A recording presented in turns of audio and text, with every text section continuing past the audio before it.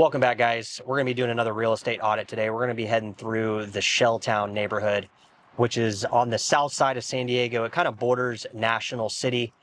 This is an area that is kind of in a perimeter going through some gentrification. They used to have a lot of industrial warehouses down here and a lot of industrial stuff. So what they're doing is they're tearing these industrial warehouses down. They are getting them rezoned for multifamily and subsidized housing, affordable housing, regular housing, senior housing, anything that they can basically put multiple units into one. The most units they can put into one, square meter is basically what they're trying to do. So we're going to kind of roll around here. I got a couple comps that I'm going to pull up.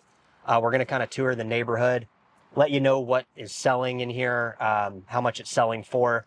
We're going to go take a look at a multifamily property down the street. I'm going to kind of roam around a little bit and give you an idea of what $1 million gets you down here.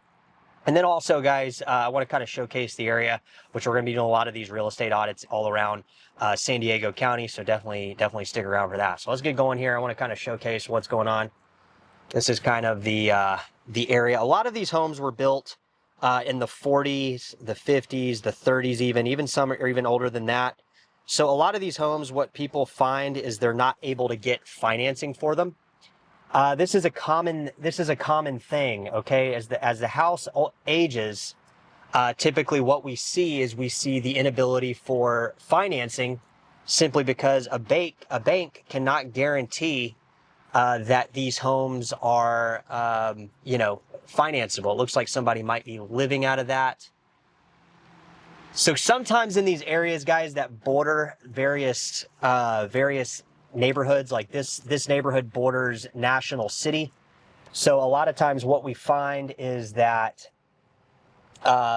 people get away with parking these RVs and things like that on the side of the roads, where typically in some areas you would not be able to do so. Okay, so like I said, a lot of these homes they're multi-family homes. They're little homes that have been over the years added to and converted into these multi-family units. Homes down here, they have multiple properties and units on it. So you have the freeway right there, Highway 5 freeway, and then you have the Highway 5 highway freeway. You have a lot of these older homes. So these are all homes that are essentially much older, right? And then you have homes over here that are kind of on the newer side. This maybe was built in maybe like the 70s, maybe the 80s right here, but right next door to it, you have a home that was probably built somewhere in the mid 40s. And a lot of these homes here, even the older ones, are going for much higher. Like, for instance, like that pink house right there, it's not for sale, but I saw one on the MLS just recently down the street from here, a block or two from here, that's listed for $649. Might see if I can pull that one up as well. So you have kind of like this area that has homes that were on bigger parcels in the past, when San Diego was a newer city. And what they did is they sold these homes, and over the years they built newer homes. Like that house like there, like I said, it's probably built in the mid 40s. This one probably built 60s, 70s, maybe 80s. It's really hard to tell because they used a lot of the same architecture. And then this home right beside it, you can always tell if a home was built before the 60s, if they have the raised foundation where they have the crawl space underneath the floor, which is very common in this neighborhood, because a lot of these homes were built in the 50s. Like these probably are two original homes that were kind of on the initial plot. And this area is, like I said, going through some gentrification as well, because they're tearing down a lot of these homes. They're buying 3-4 homes at a time, or they're, like I said earlier, they're taking some of the industrial zoned properties and rezoning them for residential use. Now, all right, guys, so what we're taking a look at right here is a property that is a larger parcel. They probably never sold this property, and what happened is they got somebody likely living in that RV. And I want to kind of turn around here and kind of showcase this a little bit. We're going to go through this little alleyway. Oh, there's a car coming through there. So they got somebody living in there, and they have probably 2 people living in the house, because the house is a split home, like a lot of these properties are, where they have multiple entrances into the home. And like I said, look at this, kind of like a little small apartment complex. And these are going to be the cheaper housings in San Diego. I mean, I'm not sure what those rent for. They're probably pricey, probably $1,500, $1,600, just because it's really hard to find anything under that $1,400, $1,500, $1,600 range. But nonetheless, I'm going to show you this property here. It's on a corner lot. It looks like they have 2 homes. See, look, it's got an entrance in the front, and then it's got another address listed right there. So they might even have 2 addresses on that particular property that they grandfathered in, years ago or whatnot. But like I said, some of these homes have been completely remodeled. Look at this one. That's probably built in the 30s, 40s. Some of these homes have even been built even earlier, guys. So, give you a little tour here. But like I said, this is kind of the affordable area of town. You got people living in that RV right there. So you got people that are living in these RVs that are kind of parked on the property.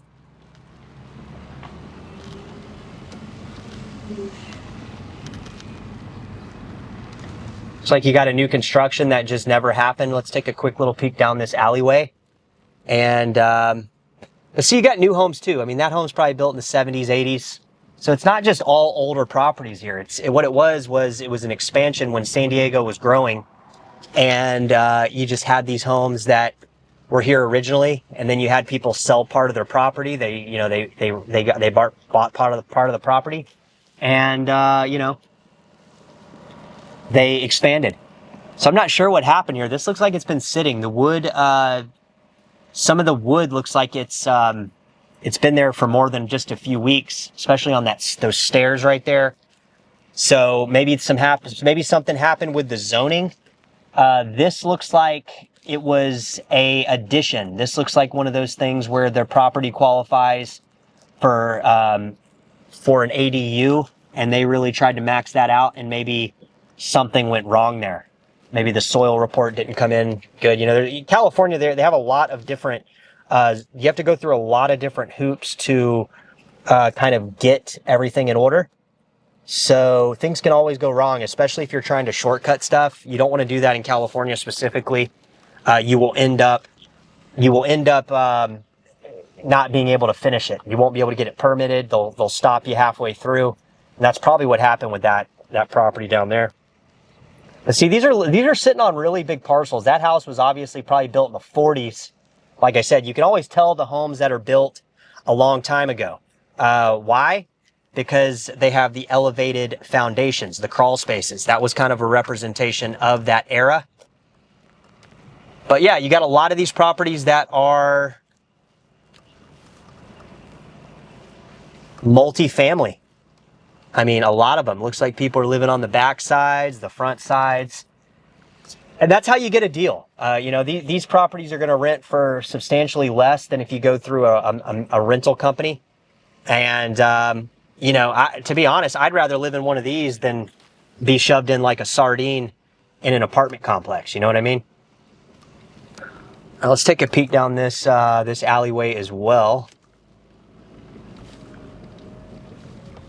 But nice chill vibes here. I mean, a lot of people will kind of be like, man, that's not the greatest area. Look at the graffiti, look at the trash. This is just middle class, guys. I mean, this isn't low class by any means. These homes are selling in the $600,000, $700,000, $800,000, $900,000 range. I know we were going to go take a peek at that $900,000 house. It's brand new, but it's sitting in the same area that these homes are sitting in. So, it's all how you look at it. This looks like a little home. Let's back up and show you this. This looks like a little home here that is been added, like an ADU type thing. It's definitely not look, that's got multiple properties. Look at that beautiful dog there. Hello, friend. So you got a house, 2 houses on the property. You got one person living in here, and then you got another house on the other side. They got it separated by a fence, but it's all one address. Not likely that has 2 addresses. And then you got some multifamily apartment complex here.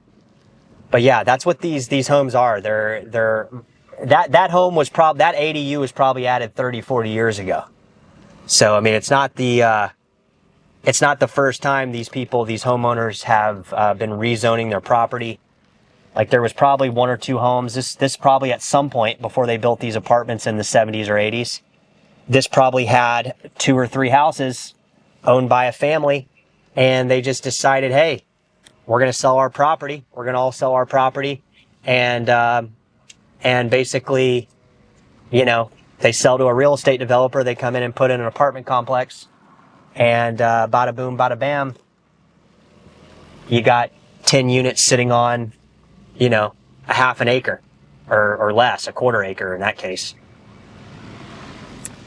So yeah, some of these homes are, you know, they've been in the family for years, and basically, you know, something like that, right? That's not going to qualify for financing, guys. Okay, that's probably been in the family for years. They're probably paying a tenth of the property taxes than a new homeowner would pay, just simply because you know, they've been there so long and they can't raise the property taxes. So something like that is you know, going to be kind of one of these things that, you know, you just got family members staying in the neighborhood for generations, and the money just, you know, there's a thing in California where if you inherit the property, you're kind of grandfathered in on the property tax. So it definitely gives people that inherit property in California a considerable advantage based on, you know, other states, which, you know, where you don't get that type of benefit. And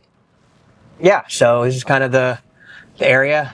Just wanted to show you. I'm going to see if these guys are friendly. If not, I'll kind of cruise by. Looks like they're working on their car out here, and you know, it's good to see. Looks like they got a smoker outside to do, you know, pork and stuff like that. Smoking some pork out in the roads. But yeah, I mean, something like that, you're not going to get financing for. It's just not going to happen. The plumbing's old. The foundation's probably rotted. A lot of problems with some of these properties, like that one. It's one you get that probably sells off market. Now this right over here is kind of the same house. It's just been maintained. I think, you know, I actually think that home actually sold recently, within like the last year or two. I think I've seen that home. I think it was on the market for about $600K. So yeah, this is the neighborhood, guys. Shelltown. Just a middle-class working San Diego neighborhood. Some people driving trucks, some people driving BMWs. But this is kind of like the normal middle-class neighborhood on the south side of town. We'll try to do more updates, more real estate audits to give you guys an idea of what is selling down here and for how much, the price, the math behind it. We're going to jump here and put the camera down. We're getting on the main road. So appreciate you guys checking us out, and we'll see you soon. Take care.